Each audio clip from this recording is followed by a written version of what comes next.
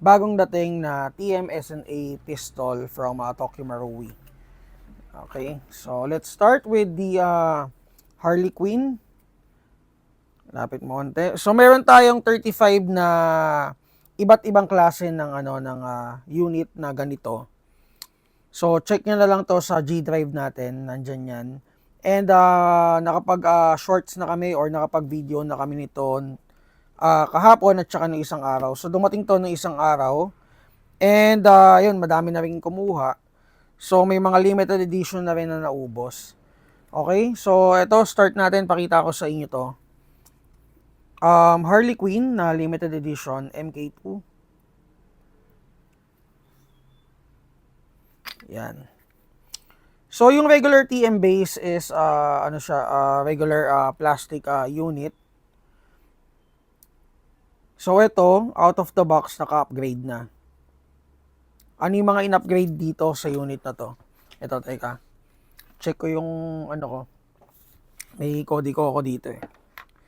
Okay, so una, syempre yung slide, ayan, nakita nyo naman, metal slide na siya.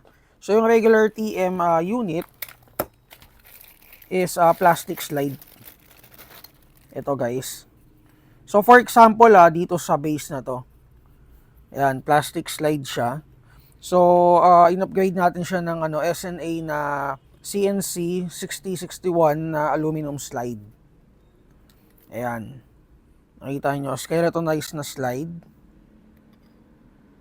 And ang kagandahan dito guys, sobrang, alam mo yun, kumbaga nakatimpla na yung buong upgrade ng unit.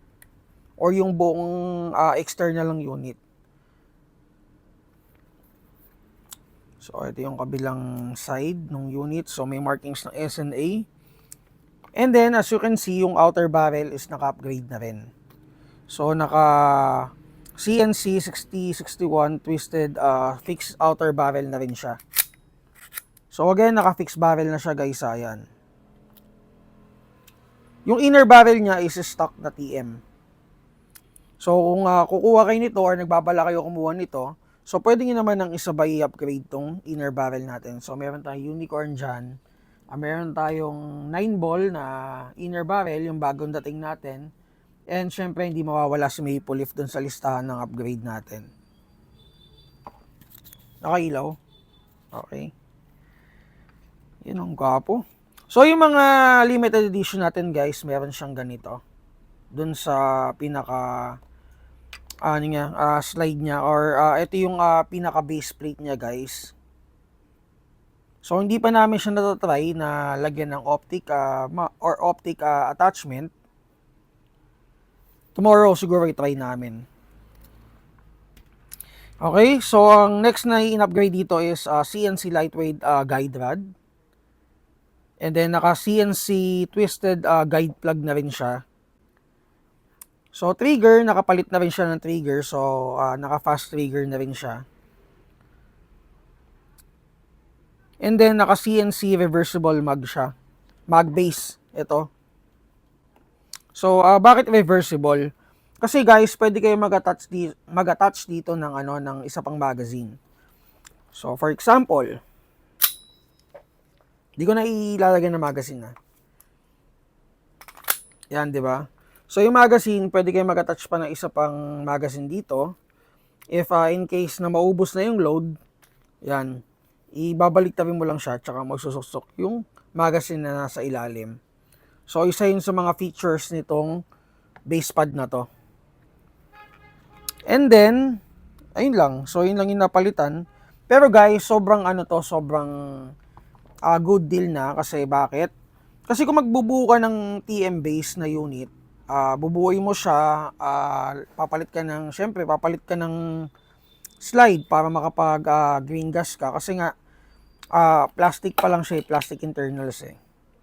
So, ang mangyayari, hindi ka pa pwedeng mag 12 kg or mag higher pressure ng gas. Siyempre, magpapalit ka ng slide. So, yung slide is worth around mga 7 to 8k na agad. So, ang TM base, for example, sa amin, naka-sale yung Tokyo Marui 5.1 namin. Ang price nun is nasa 9k to 10k. Yung gold match nasa 11.5. So, mamaya papakita ko sa inyo, meron din tayong base dito ng gold match. Okay, so Kumbaga, yung deal talaga ni TMSNA is talagang sobrang sulit talaga, guys. So, kung ako sa inyo, guys, bago pa magkaubusan, pwede na kayong kumuha. Okay, so ito, TM Harley Quinn, isa sa mga limited edition natin. So, yung mga limited edition pala natin, it's either isang stock lang or dalawang stock lang. So, nakita niyo naman kami lang yung store na mayroong limited edition. So, ganun talaga siya ka-limited. Okay, so lapit mo konti. Kasama dito, pag bumili kayo ng unit is syempre yung case. So, yung dating TMSNA is nakabox lang. And then, ito, kasama din to. So, I think sa under rail to. And then, may kasama na rin siya nito. Saan ba to? Parang sa kaking ano eh. Charging hand. Ito sa kaking ano. Kaking handle. So, dito siya nilalagay. Ayan. So, may provision na siya dito for the cocking handle. And then, ano yung dalawa? So, hindi ko alam. Check na lang natin. And then, syempre, yung stock base plate kasama, guys. Yung stock slide, yung stock guide rod.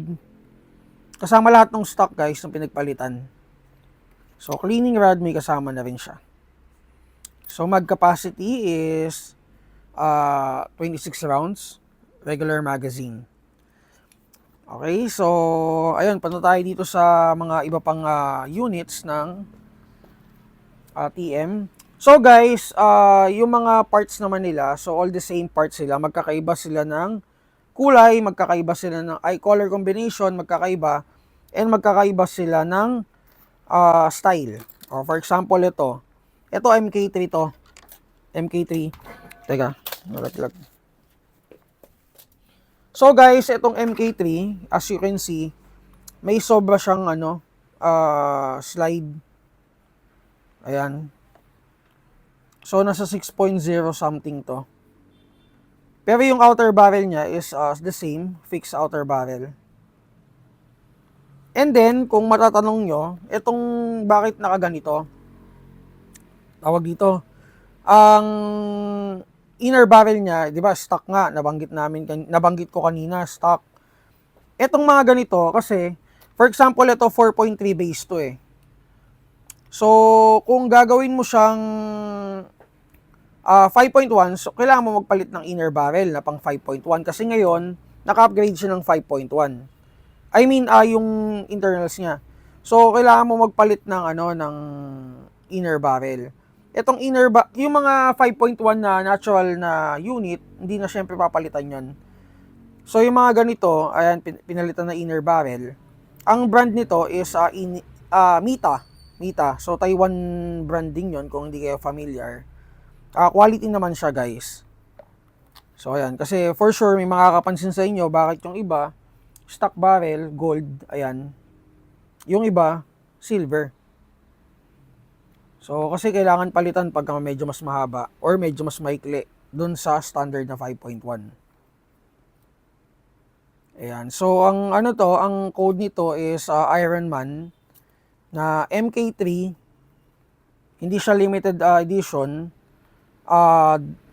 Duo. Kung yung duo, ang combination niya is silver na lower and then upper. Upper niya is teka, baka malito sila. For example, ito, color red, 'di ba? Yung hindi duo, yung single color lang is color black nito. Ayun ito, 'di ba? Ito duo to. So combination ng silver at saka yung natural na color ng slide.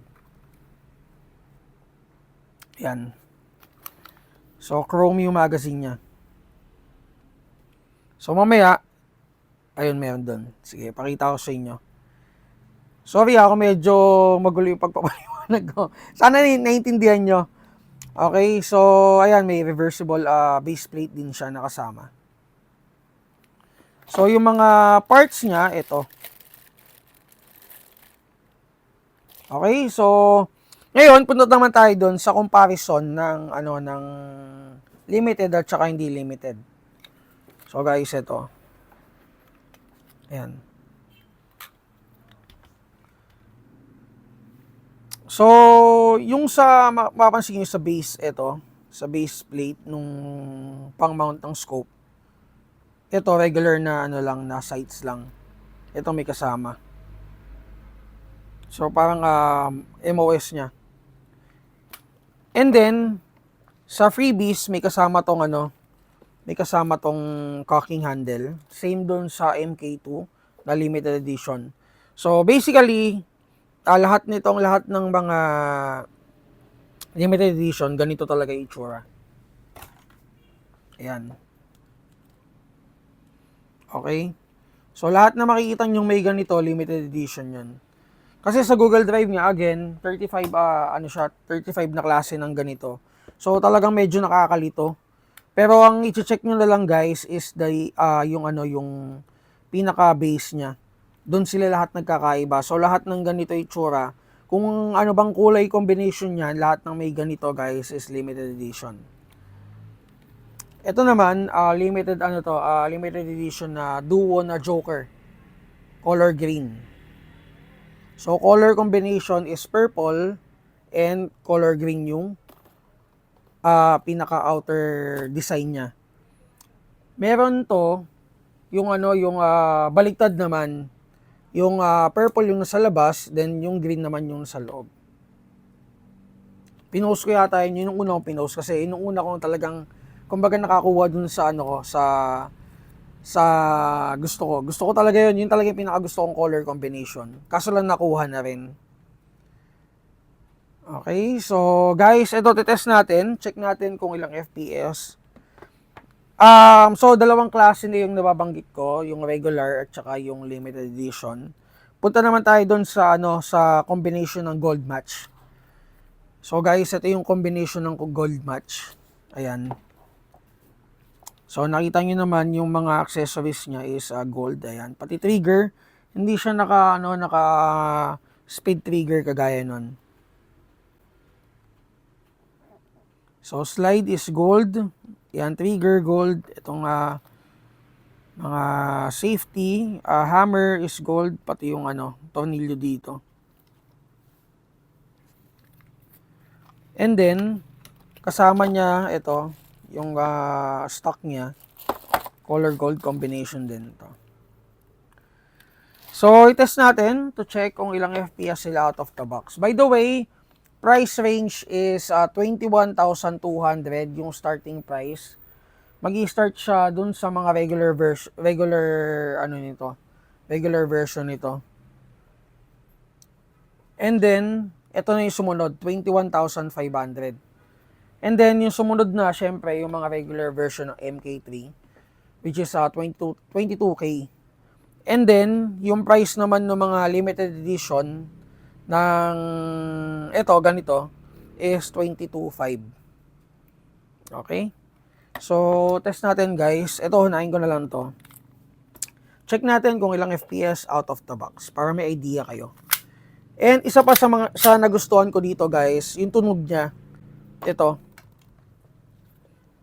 Sana naririnig yung tunog. Yan. So may siya, may crisp sound siya.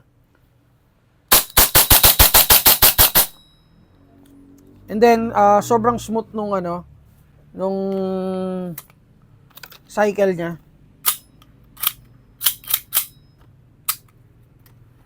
Punta tayo dito sa ito na lang. So, testin natin to.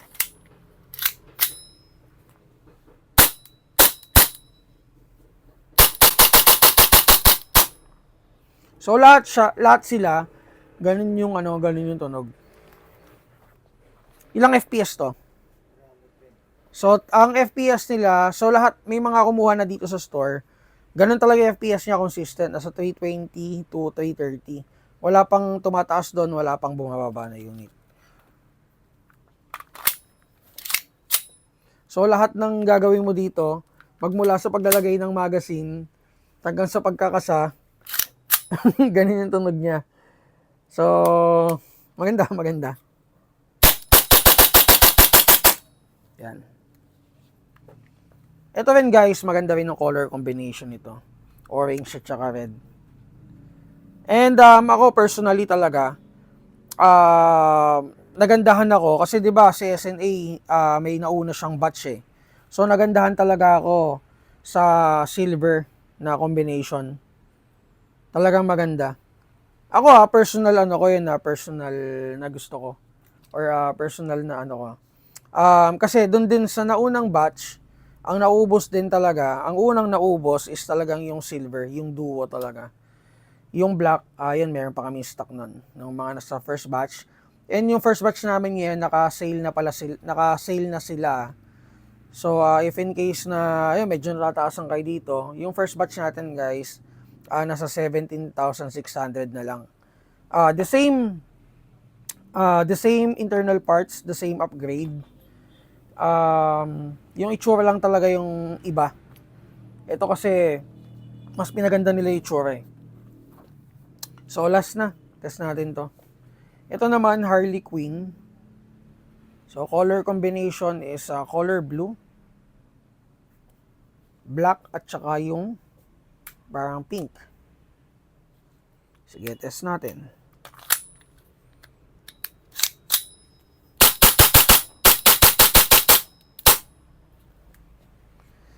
Okay, so guys, check nyo na lang to sa Google Drive natin. And para doon sa mga new subscriber namin guys, don't forget to follow us on Mavs Hobby Shop.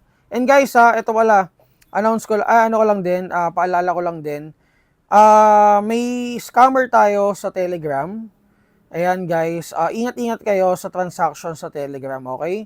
Isa lang ang ano natin dyan, ang official page natin, yung Mavs Airsoft PH. Mavs Airsoft PH all caps. Okay, so kung kasi yung scammer daw is talagang kumbaga parang sa personal parang nagbabahay-bahay ganun yung dating eh. Kumbaga PPM kanya, tatanong niya kung kailangan mo pa ng ganito, kailangan mo pa ng ganyan. Based dun sa nakita ko kasi ang dami nag-send sa amin ng screenshot eh. Ganun yung ginagawa niya. So ingat-ingat kayo guys. Mas maganda siguro mag-video call muna bago kung medyo parang alanganin. Usually naman ang transaction naman namin kasi talaga dito sa store, either sa store, sa Facebook page namin, sa personal account ko. Ewan ko bakit nakakalusot siya sa Telegram. Pero yun, siguro kasi yung medyo nakakalito talaga yung sa Telegram eh. Kahit ako medyo nalito din ako eh. So yun lang, remind ko lang kayo about sa mga scams or ingat-ingat lang kayo guys.